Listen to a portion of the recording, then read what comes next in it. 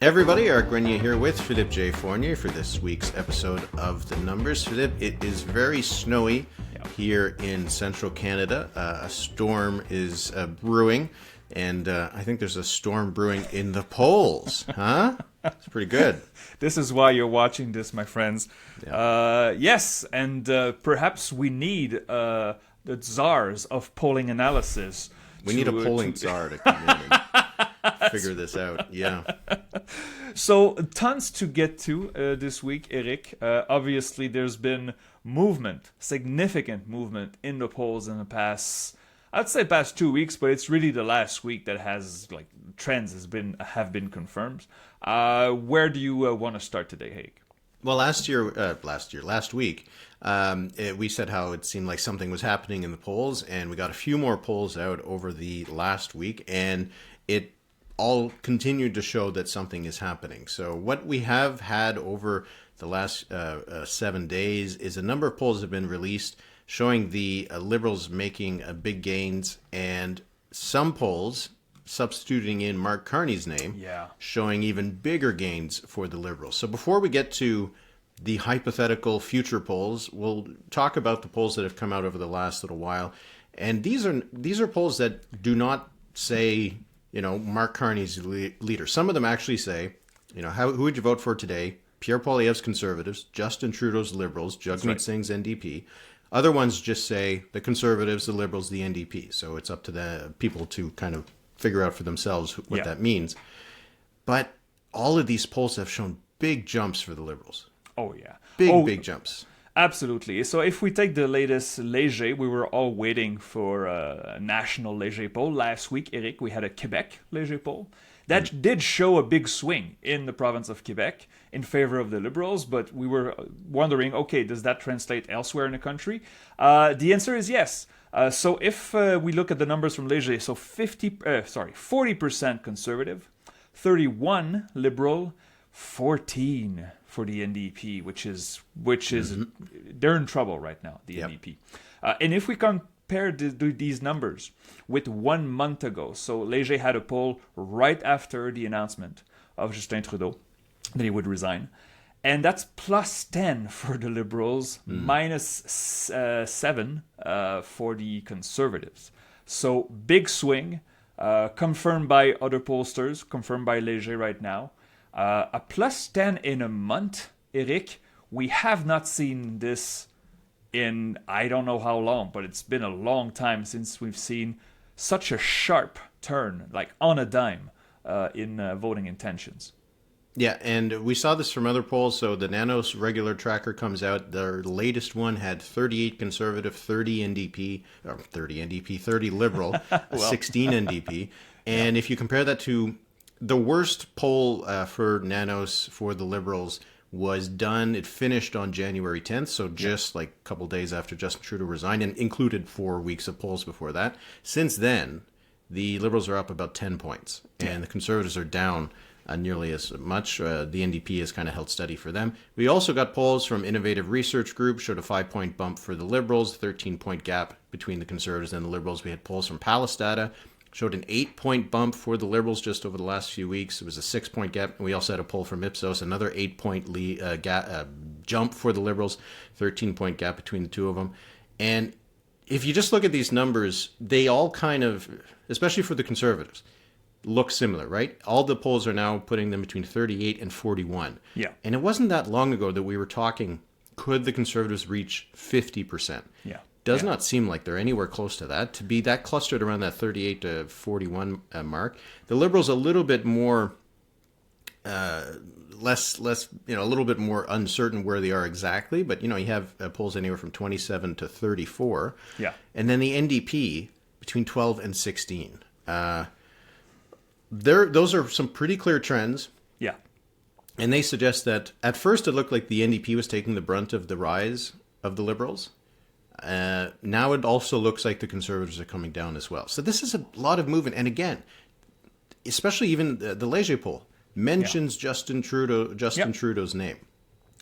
So people are not pretending in their minds that someone else is the leader. The question is, who would you vote for today? If it was Pierre Poilievre's Conservatives, Justin Trudeau's Liberals, and it's now a 9-point gap. It wasn't that long ago. It was like 25 points. 25, yes. This is... After like 2 years, remember we were talking about how we were getting numb to the polls? Yes. Like, this is like your hand's cold and you just like dumped it into hot water. It's like insanely not numb anymore. So we knew that there would be, we presumed that there would be some movement. We said this in prior episodes. You remove the unpopular Justin Trudeau from the equation, the Liberals could recover a few points. Obviously, I counted 3 events. So Justin Trudeau resigning, the leadership race for the Liberals, but often we see parties enjoying a little boost in media exposure and discussion, and the race itself, although it doesn't look as if it's going to be tight. We'll discuss this a bit further. But it can improve the fortunes of a party, even if it's short-lived. And obviously, we cannot discount the what's happening with south of the border, the negotiations with the Trump team. And you figured there would be a rally around the flag. And again, this could be short-lived. But this is a huge movement. And as you said, for the Liberals, they seem to be picking up points a bit on both sides. The NDP is bleeding, that's for sure. All the polls currently agree. We're not seeing a 20 or a 19 for the NDP right now. And for the Conservatives, their average was 45% at the start of January. And with an average of 45%, they were polls at 47, as we said. So let's say the Conservatives lose 5 points on average, and those go to the Liberals. The NDP loses 3-4 points, those go to the Liberals. The question now is, okay, so numbers are in flux. Are they done moving?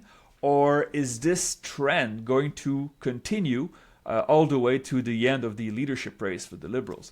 Obviously, we do not know the answer to this. But there is at some point a ceiling for the Liberals. It's really hard for me to imagine the Liberals getting higher than what they had in the past 2 elections, which is 33%. But the context and the events and what's going on again south of the border, you could see a rally around the flag happening. And depending on how, of course, the federal government handles it, if they blow it in the eyes of Canadians, that is going to be very short-lived. Yeah, well, you mentioned those 3 events, and it is in a way because they're all happening at the same time. If any one of them happened and none of the other 2, I don't think you have this. If Justin Trudeau resigns, but they don't have an interesting leadership race, and there isn't an event happening that can give the government a chance to stand up for Canadians, look tough, that kind of thing, then you might just get a couple points bump because Trudeau's gone and that's it.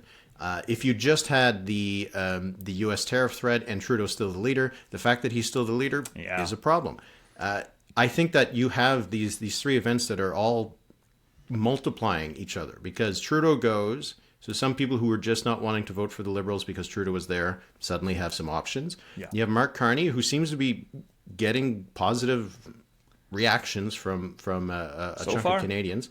Makes those people who were uncomfortable voting for Trudeau Liberals comfortable voting for the Carney Liberals, and gets actually a few other people on board. And then you have Donald Trump and the tariffs, which has had 2 impacts. One is that it's given Justin Trudeau something to grapple with, I think. And that has helped his image because we've seen his own numbers improve a little bit. And also it has knocked the Conservatives off the message that they wanted. They can no longer run against Justin Trudeau. They can no longer really run against carbon tax. One, because Carney says he's going to replace it with something. They can try to say that it's going to be something similar. It's just not as good of an argument as just saying get rid of it. And also having to take on Donald Trump and tariffs from the Conservatives is a more complicated dance for them because a lot of their supporters have a positive view of Donald Trump. When you saw the polls at the end of the U.S. election campaign, usually it would be like around 40 to 50% of conservative voters said they would vote for Donald Trump if they had a vote. So it's just all these kinds of things that the Conservatives are a bit more awkward. The Liberals suddenly have some energy to them and optimism. Like you look at some Liberals, they feel like they're already another 4-year majority government is about to happen. Well, You have the NDP that is just not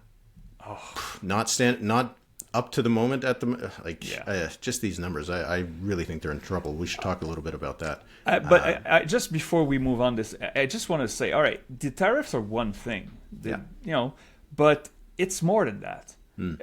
Trump, in his musings and his interviews with Fox News and other media outlets, is consistently threatening Canada's sovereignty, right? The 54th state was first brought up in a conversation, I think it was in December, and it was laughable, but it was, okay, whatever, it's Trump saying Trump things. But they keep doing it, and he talked about using economic force to hurt Canada and hurt Canadians. And it's sustained. And these threats, because that's what they are, even though I'm not sure it's serious stuff, but the threats coming from the US president should be taken seriously for once. So it's more than just tariffs. And I think many voters are being shaken to their core by this. And they're wondering, okay, perhaps we need to have a discussion about national identity, about how to renew our economy. And I'm not an economist, and I won't pretend to be one. But we know that all this talk about diversification is much easier said than done. And we have right now, all the premiers are in Washington. I'm not sure if they still are today, but they were in Washington today, and they met with White House officials. I don't think that's happened very often in the recent past, at least. I don't remember, all 13? François Legault, and all 13 of them, they're there, right? So there's a charm offensive right now, and it's eating up all the conversation. So again, we're not saying what they're doing is right or wrong, but this is much more significant and important for Canadians, and I live in Montreal. For the Quebecois as well, the discussion has shifted. We don't talk about the same issues we did in the good old days of December 24, right? We bien malin, as we say in French, the one who can predict where those numbers will go. Because you mentioned Carney having great numbers when pollsters insert his name into the questionnaire. If Mark Carney was leading the Liberals, how would you vote for? So Léger has 37 Conservative, 37 Liberal. Whoa. Palasdeta, same question. 38% Liberal, 39% Liberal, 38% Conservatives. Whole new race. But these are hypotheticals. Yeah. And we know from polling that many Canadians do not really know who Mark Carney is. So this could go every which way. Yeah. And, the thing you talk about with Canadians kind of reacting, I think one of the other aspects to this is that it is in a way causing us to be defensive. Because it is kind of insulting, right? Because it's not like Canada should join the United States because Canada's great, and wouldn't it be great if we were all together? It's that more or less we're essentially moochers, right?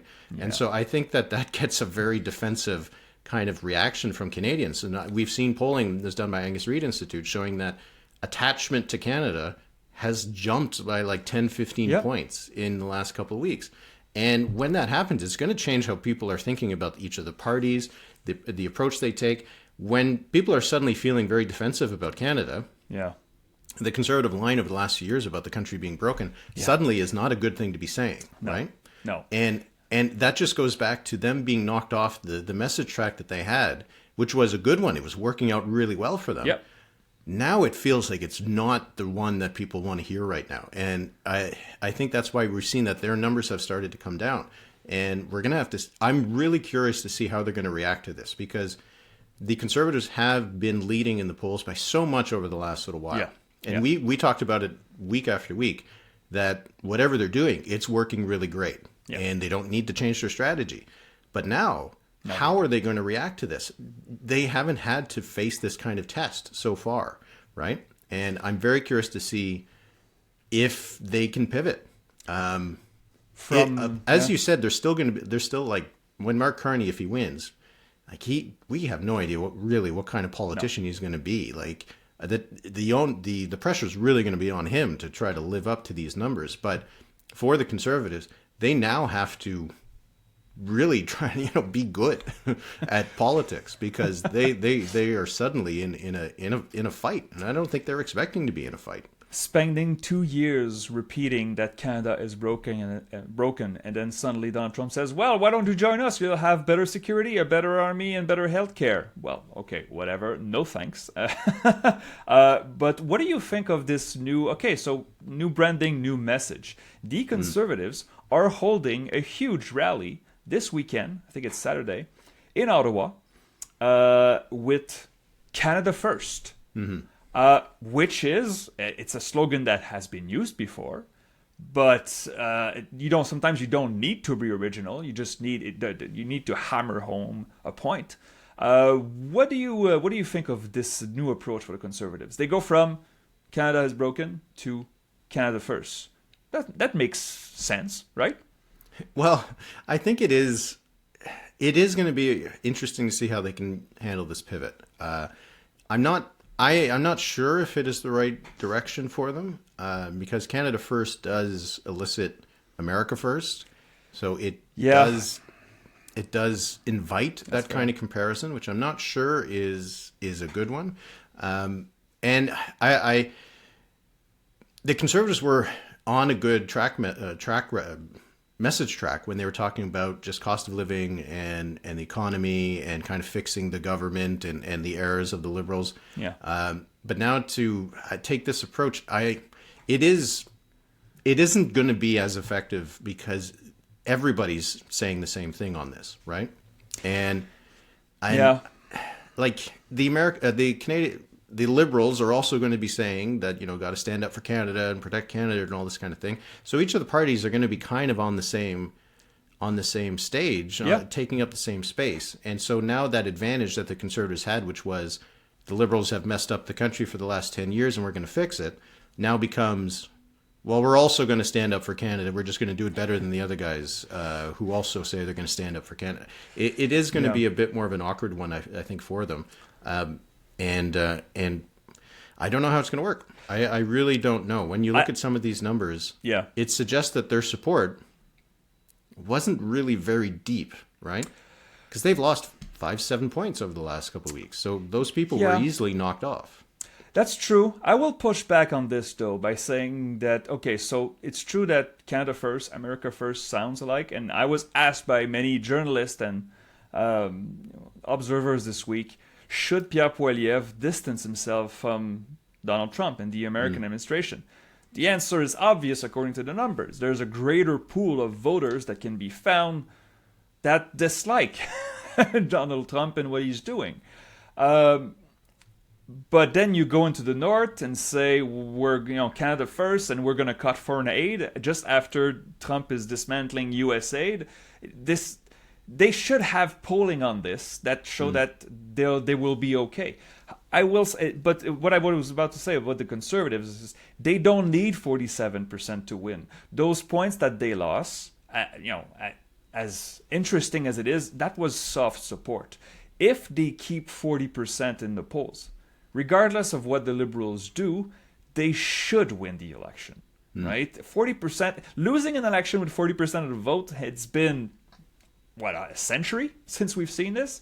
The Bloc and the NDP would have to collapse. So perhaps one of those parties could. Well, yeah. Let's talk about this. What do you think of those Quebec numbers? Because we had one tiny bit of evidence with Léger, but it's been confirmed by other polls. There's a rally around the Liberals in Quebec, and not only that, in Francophone Quebec. I wrote this for my latest column, and when I saw the Liberals go up in Quebec, my first reaction was like, oh, that's from Westmount to Beaconsfield and Pierrefonds, and so that's the Anglos in Quebec that are returning to the Liberals after maybe flirting with the idea of voting Conservatives. That's not what we're seeing. We're seeing the Bloc bleeding support. The Bloc, we were talking about 45 to 50 seats for the Bloc. Well, at least I was. I know you said the under on 45 seats. But if the Bloc is down to the high 20s in Quebec, they're losing seats. They may not, they may gain some seats in deep francophone Quebec in the Saguenay region. We saw polling on this. But the eastern townships where there were close battles, Sherbrooke, Trois-Rivières, I'm not sure the Bloc is retaining these seats if those numbers hold. Yeah, no, I think that has been one of the shifts that's really interesting to see, especially because also the Carney numbers are better for the Liberals in Quebec, which is, again, bizarre. Yeah, it is bizarre. So you do have the potential that the Bloc loses some of the seats that they're expected to win and maybe actually some seats that they currently hold. But the other party, when I was talking about one of those parties collapsing, I was not talking about the Bloc. I was talking about the NDP. I knew you were. Yeah. Yeah. Because when you look at those numbers that we saw where they're testing Mark Carney, you have a tie, essentially a tie with both the Conservatives and Liberals in the high 30s. Yeah. That's only possible because the NDP gets knocked down to 12 or 9%. Yeah. So at that point, you do have the potential to lose an election in the high 30s because the NDP is just off the table. And so the main parties are getting 80% of the vote. You said that the Conservatives win with 41 to, if they get 40%, they win this election. Yeah. But but wait, hold on. Oh, yeah. You look at the numbers. Now, we'll get to the Carney numbers in a second. But you have a 9-point lead in Léger, an 8-point lead in Nanos, a 13-point in Innovative, 6 points in Pallas, 13 in Ipsos. Some of those produce a Conservative majority. Some of them do not. Yeah. They produce a minority. And the Pallas one with a 6-point lead, maybe even if the breakdown's not good, it could be almost a tie in the seats. So what happens if it is only if we're in so what is your view on the gap? What is the gap that first produces a Conservative minority, and what is the gap that produces a Conservative majority? We have some disagreements on it, but it's it's an important number. I always figured that the NDP had a floor around 15%. And I thought that was pretty fair. But if you look at the numbers of the past 2 weeks, 15% would be a good score for the NDP. And we know the NDP usually underperforms their polls by a point or two, right? So the NDP in BC fall to third. They're not winning except some seats downtown Vancouver. Yeah. Maybe, Vancouver Island maybe. But we saw the provincial Conservatives do really well on Vancouver Island. So I'm not sure those federal Victoria NDP and seats. Vancouver, that's about it. Yeah. Then maybe they'll save one or their 2 seats in Edmonton. They're not gaining in Saskatchewan. No. They hold off in Winnipeg. They're not making any gains there. We saw rural areas really flip to the Conservatives provincially and in by-elections. So Northern Ontario doesn't go to the NDP. In Quebec, we talked about how the NDP could make gains in Montreal. That's off the table right now. Yeah, looking like just maybe one. Yeah, just maybe one. Rosemont-la-Petite-Patrie. And even then, local polling will help. But I think he's fine. I think so too, but it's not 100% in my view. And then we also mused about, maybe the NDP will win Halifax. Not with these numbers. So do they reach official party status?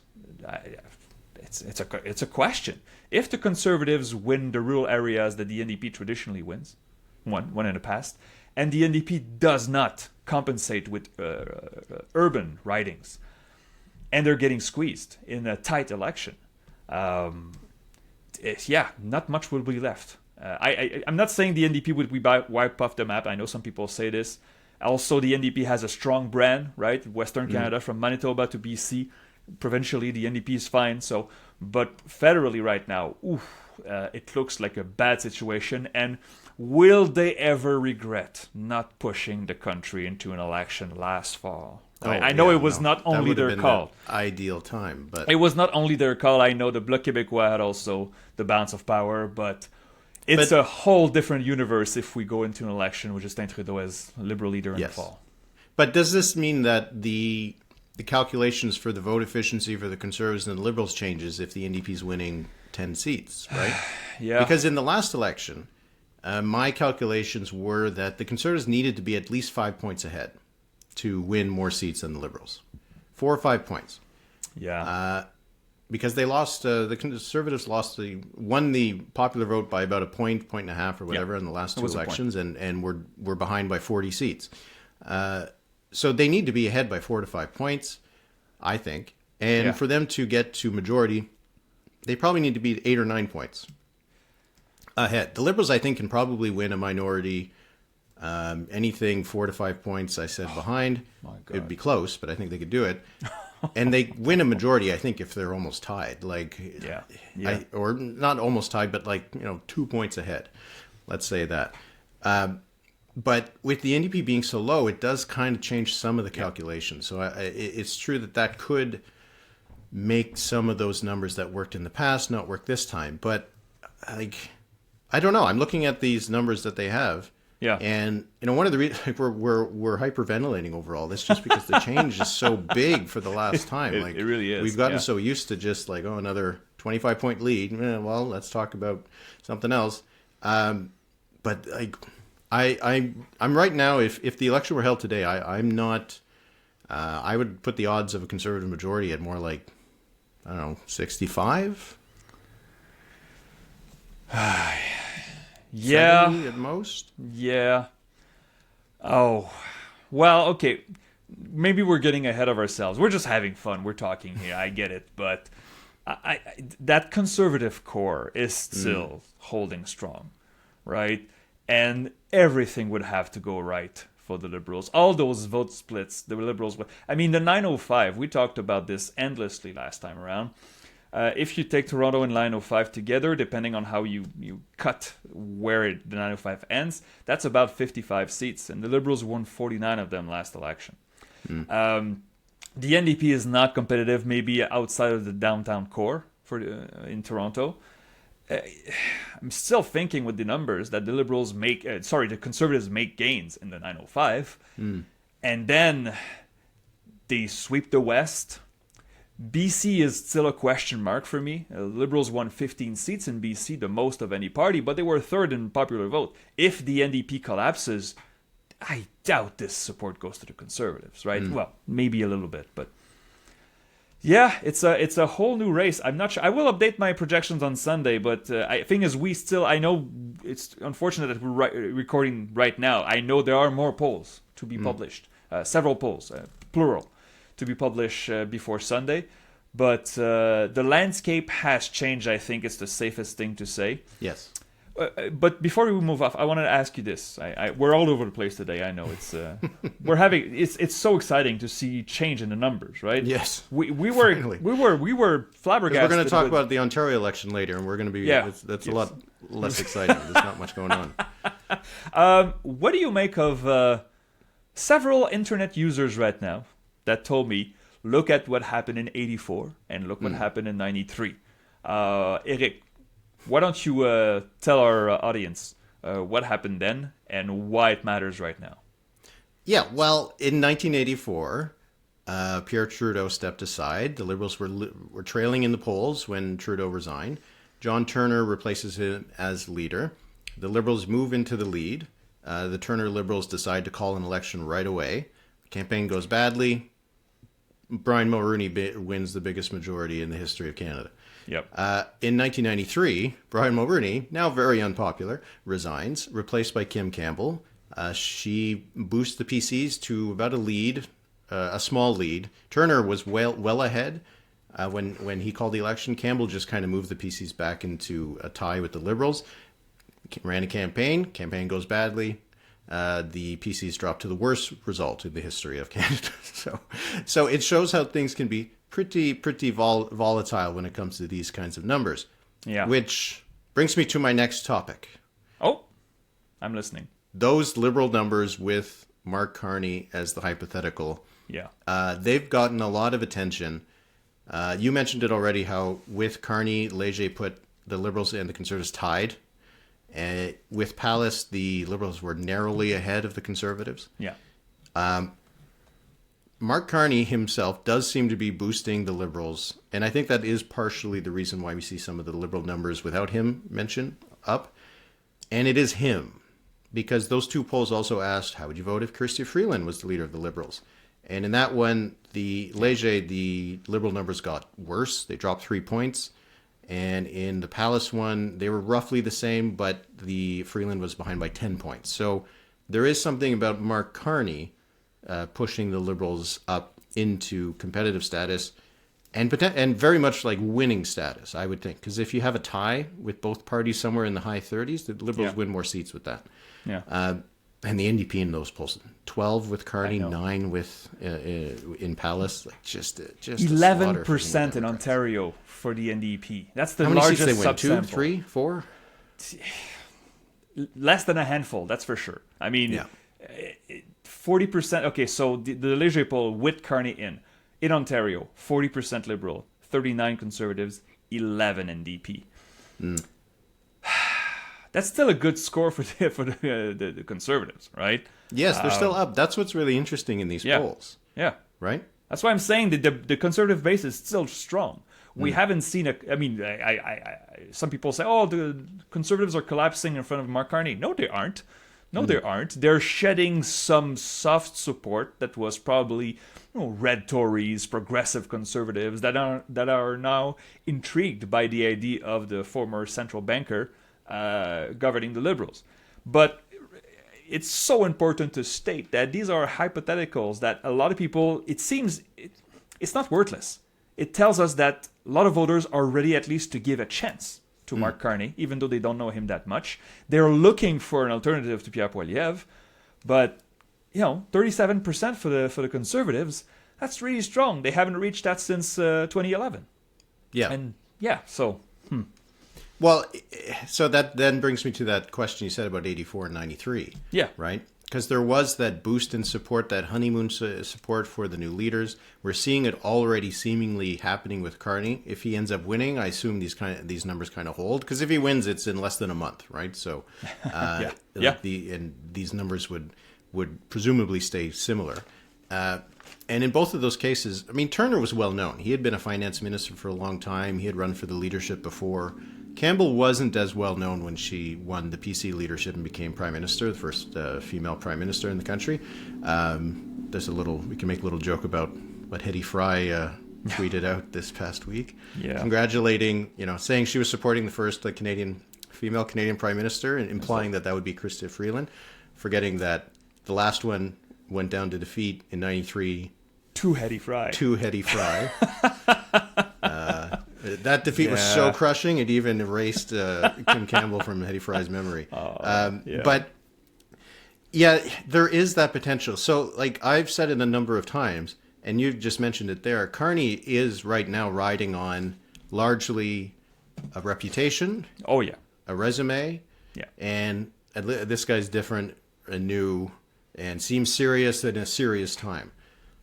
But it's not going to be easy to sustain these numbers. It really isn't. It really isn't. And perhaps there's a possibility, Eric, that the numbers we see right now are as good as they will ever get for the Liberals. Yeah. Right? If he wins, he starts talking, giving more interviews. He's the prime minister for a few weeks, an unelected prime minister. And those numbers could go back to the low 30s and high 20s, and then it was just a bump. It's entirely possible. We don't know that yet, but it's plausible. I just want to go back to those that Léger poll. The number that floored me most, I think, I know it's a smaller sample, but it's been sustained with Palace and the other pollsters. It's in BC. So a month ago, Léger, again, the poll that they fielded right after Trudeau's resignation, the Conservatives had a 35-point lead in BC. And now it's down to 7. And basically, it's a transfer of voters from the NDP to the Liberals. That doesn't change much the Conservative fortunes in the province. They would win most of the rural and small town areas. They would win some part of Vancouver Island. But the Liberals would hold their own. And, there's there's no Liberal victory just in Ontario and Quebec. You need to add something else. It's not enough, especially if Ontario is cut in half. Then maybe you add a third of BC with these numbers. And of course, the sample size is small, but we've seen several polls show that Atlantic Canada now is back in play after being covered in blue in the projections for a month. Yeah. Man, there's so much to dig into these numbers.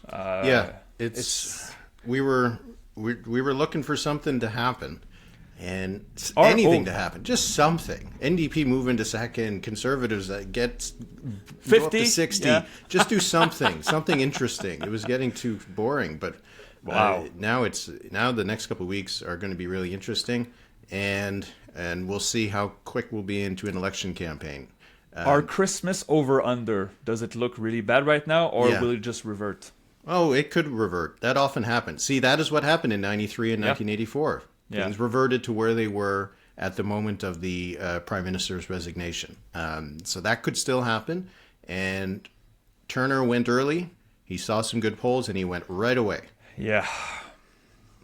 We're hearing the Liberals are thinking about this, right? Yeah. The House could just not come back at all until June with a new parliament. Yeah, we might be in an election campaign in 4 weeks. Wow. Damn. Okay. All right, speaking of an election campaign, Ontario. Oh, yeah. Woohoo. Oh, God. I know, right? Your polling projections and mine, it's just a straight line. It might as well be literally the prairies because it's flat. So let's go. These are all the polls that were published in the last week or so from each of the pollsters. Some of them are doing every day. So I'm going to go really fast through it. And, okay, Main Street, 42 PC, 31 Liberal, 17 NDP. Nanos, that's just came out Thursday morning. Same thing with Main Street. 44 PC, 32 Liberal, 17 NDP. Léger, 47 PC, 26 Liberal, 17 NDP. Liaison, 41 PC, 31 Liberal, 18 NDP. Abacus, 46 PC, 24 Liberal, 21 NDP. And Relay Strategies, 49 PC, 24 Liberal, 19 NDP. Yep. But there's no 50s anymore for the PCs. But they don't need 50. Yeah. No, they don't need a 50. These numbers are pretty similar to what we've seen from the beginning of the campaign. The Liberals seem to be going a bit higher. The fact that they've got getting 32 in nanos. Yeah.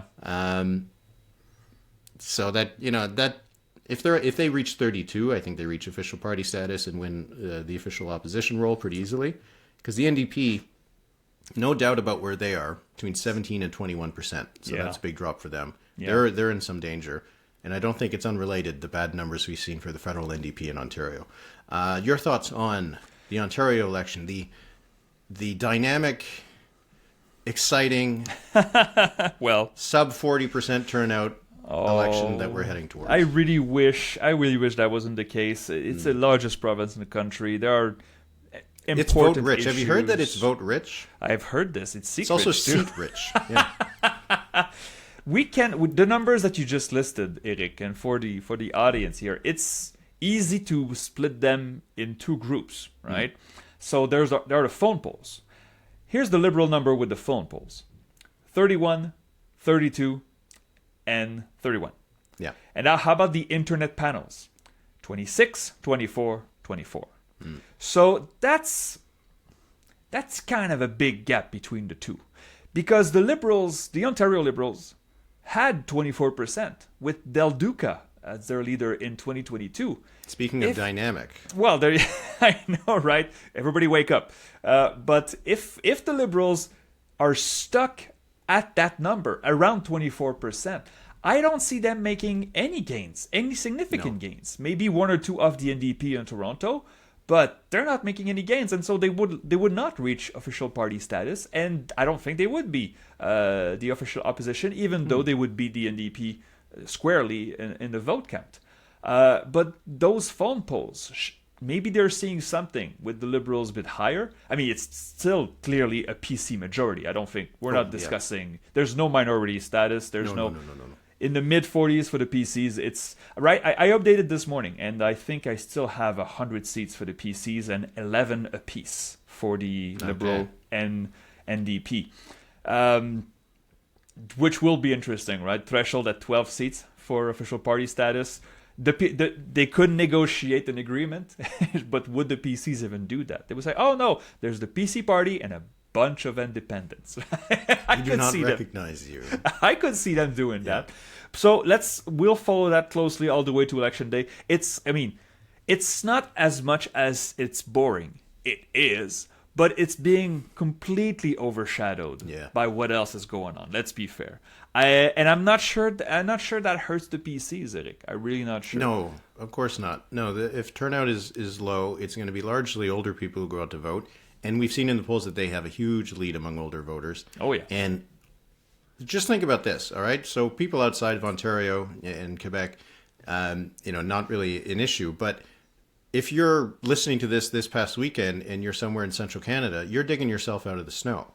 And you're probably listening to this while you're shoveling. So lift with your knees. Good luck. And take a break. Be careful. What if this happens on February 27th? Entirely possible. Turnout will be turnout was 44% last time. Yeah. I don't know about listeners. We see some people on the Discord talk about it. I'm not seeing a lot of signs in my neighborhood or really anywhere. And I'm in the center of the political universe, so you'd think these people would be enthused. It's hard to tell that we're actually in the middle of an election campaign. So, wow. Yeah, we'll see. Kudos to those who are getting involved. I admire that. I admire that, especially when times are tough. I mean, it must be really hard to canvass, voters going door to door if you're the NDP or Liberals and you're trading by 20, 25 points, and it looks as surely you're heading for defeat, but you're still out there. So you've got all my admiration. Eric, however, before we move off Ontario, you said something interesting a minute ago. Well, you always say interesting. I say many things. Yes. Yes. But do you think that the federal NDP is hurting the provincial NDP here? You are.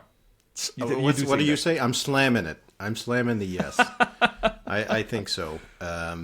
I think that it's reinforcing the idea of the NDP not being really an important player in any of this, and I think that the NDP is in a lot of trouble. And just to go back one more time to what you said before, I think that one of the reasons why the Liberals do get official party status, or at least official opposition if they're awarded it, if they get under 12, is that the Liberals are going to pick up some seats from the NDP. And the NDP is going to lose a lot of seats in southwestern Ontario, Hamilton, Niagara, North, and then that'll drop them below the Liberals. So that is my calculation, though I think you're right. If the Liberals are closer to that 24-26, they'll be lucky to get 8 or 9 seats again. That's not going to happen. Oof, it's going to be. And you know what? The Ontario election, the call is usually quick because Ontario accounts with tabulators, so you get a big rush of results like 20 minutes after the election. I mean, they might as well just call it at once the polls close. 809, like in Quebec in 2022. 801. We'll talk about a couple other things. We got some other provincial news. We got some polls out of Alberta and BC, but first in Quebec, there is a by-election that was finally called in Terrebonne. Tell us about Terrebonne. Terrebonne is a suburb of Montreal, but it's a fast-growing suburb. It's now, I don't want to say it's a big city, but it's 100,000, isn't it? Yeah, it's a lot of people, and it's growing, and very suburban, very francophone. And before the CEQ came along, it was reliably a PQ seat. The PQ lost Terrebonne in the 2007 election when Mario Dumont became official opposition leader with the ADQ, but otherwise it's been PQ wall to wall. The CEQ comes along, takes all those PQ votes, and with the numbers that we have right now, of course, data in Quebec has been sparse. We had 2 léger polls since the new year, and neither of them show the CEQ recovering. They show the Parti Québécois doing very well among francophones. So this should be a PQ win, unless there's a dramatic turn of events. And the conversation regarding this has flipped, because when the Parti Québécois won the by-election in Quebec City, they were not expected to win this. And it's a seat they had never won in their history. Whereas Terrebonne, they have to win it. If the PQ is to be competitive or even maybe take power next year in Quebec, there's no path to victory for the Parti Québécois without Terrebonne. So it's a very interesting dynamic, but it could be a very boring night if it is what we expect, a 20-point lead for the Parti québécois. But I'm pretty sure we will see local polling. I think the date is March 17th. Yes, on Monday. So I think you and I will do a live stream. Probably, although it will have to be en français. Yes, but if it's like a day after the writ drop federally, I'm not sure. We'll have to wait and see. Well, yeah, that's true. Yeah, we'll see. So something to look forward to in Quebec, and I'm pretty sure we will get Quebec polls before March 17th. So we will come back to that. À suivre. À suivre, assurément. All right, we got a couple polls. Léger does these report cards. If you would like to know the background to these, so a long time ago, there used to be a polling company called Insights West. Yep. And it merged with Léger. And Insights West was a Western-based polling company, and they would do these report cards with polling in BC and Alberta, and they've continued it now that they're with Léger. So we got polls from both British Columbia and Alberta. Now, both of these have an election very far away, so there's not really a lot of stakes in these numbers. But in Léger, the numbers show no change whatsoever, really, from the last election. In BC? 44. Yes, sorry, in BC. Had the BC NDP at 44%, the BC Conservatives at 42%, and the BC Greens at 10%. So virtually identical to the results in the last election. Yeah. But the Alberta numbers were more interesting, I think. Oh, yeah. 51% for the UCP, which is on par to where we think the UCP stands. There was not big surprises there. The UCP had, 52% in the election in 23. But Eric, the NDP, under Mr. Nenshi, 36%? That's low. That's really low. And that's losses. That's losses in seats. Massive losses, yeah. It does seem like Danielle Smith is getting a bit of a boost from the role that she's taken in the Trump stuff.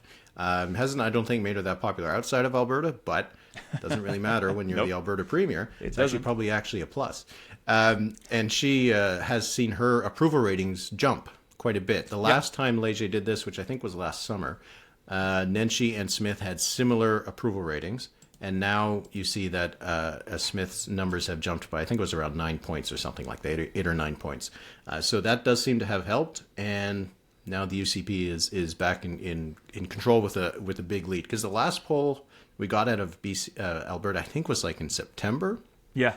And it had the NDP, I think, leading or tied. It wasn't from Léger, it was from another polling firm. But anyway, it does seem like getting back on track for the United Conservatives in Alberta. And a big lead there for them, the UCP. And, you know, if we're looking at it in terms of what does it mean federally, anytime the NDP is doing a little bit weaker, you know, you talked about if the NDP can hold its 2 seats in Edmonton, they won't lose Strathcona. They'll never lose Strathcona. Well, but I'm not sure if they're holding 2 seats. But anyway, interesting number in Alberta. If you have any, do you have anything else to say about that? Well, I just lost my page here. It's just that 36% for the NDP is low, and as we just said with Ontario, perhaps some of this is related to how the federal NDP is doing. I know it's unfair, but in this poll, the Alberta Liberals are at 5%. Who are they?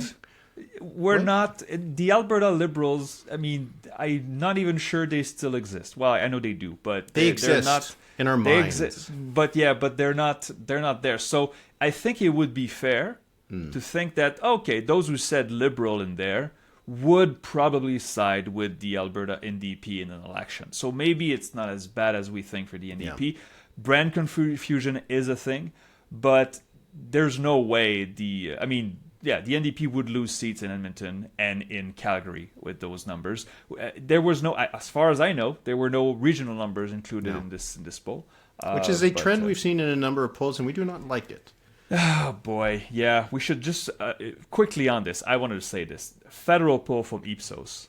No regionals. I want to state this. They do not, the pollsters, they do not owe us anything. We didn't commission this poll. It was Global News that commissioned the polls. But I kindly asked, would it be possible to see the regionals? And I was told no. So okay, again, they can do whatever they want. They don't owe us anything. But I'm wondering, Global News commissioned that poll. Are you satisfied with an incomplete report? Because that's what it is. This is like akin to a student of mine that gives me a lab report with missing pages. Okay, they can do whatever they want, but come on, show regionals. Like they in the report they had breakdown by gender, by age, by income. They have those regional numbers, but they don't want to publish them. So, oh well. All right, we'll move to the number of the week. I'm going to go first. My number is 0. Oh. It was the gap between the Liberals and the Conservatives in that Léger poll with Mark Carney inserted there. We haven't seen a poll with the Liberals leading since September 2023. And if you do remember, we had just launched this podcast. We were starting to get the polls that had the Conservatives starting to move into like 10-point lead. And we were wondering, is this actually happening? And Nanos was the only one that was still showing that the Liberals were competitive and still tied. So that was the last time we saw a poll with the Liberals and the Conservatives tied. And we just got one. And you know what? If you had told me a month ago we were going to get a poll, even if it's a hypothetical one, with a tie, I would have said, you're nuts. Not going to happen. It's just, I'm just floored by this. I'm just floored. This was not gradual. The Conservative lead in 23, in the summer of 23, was fast, but it was gradual. This is like the definition of turning on a dime. My number of the week, 68%. Among Liberal voters in the Léger poll, who should be the next leader? 68% Mark Carney, 14% Chrystia Freeland. Freeland and Carney were about tied in a poll that was conducted in mid-January. So this is like almost like 5-1. So it's very hard to see these numbers and think that among the voting population for the Liberal leadership, that there's not a huge unbalance in favor of Mark Carney. It's growing more difficult to see that. So it looks like we're heading for a Carney victory, unless, I mean, there's a debate next week, right? It could, well. The thing is, though, with the numbers that we're seeing there, they're not representative of voters. But you know what Liberals want? To win the next election. That's right. And so if they're seeing these numbers and they're kind of on the fence, they're saying, this guy's the best chance to take us to the promised land. So these numbers, even if they might not be representative of how Liberals are going to vote, it probably will have some influence on how they will vote. In this case, it could be a bit of the tail wagging the dog. You would think so, yeah. You'd think so. I mean, if there's one thing that has always united the Liberal Party, it is trying to win elections. That has always been the first priority for the Liberals. And that'll be it for this week's episode of The Numbers. All right, so we have the mailbag coming up soon. We've got some questions on Ontario. We got some more questions on Mark Carney, some of the Liberal numbers we've seen. We've got some really interesting ones. So if you want to check that out, you can go to thenumberspod.ca and you can join the Patreon. It's only $6 a month, and you get a mailbag episode every week, and you get a monthly episode, special episode every month. I think we're going to do something on the Ontario election, a real deep dive maybe on the map. Yep. But we'll see. But so you can join us at thenumberspod.ca. So Philippe, go grab your shovel, and I'll talk to you in 7 days. Merci beaucoup, Eric. Merci beaucoup, everybody. Head to the mailbag.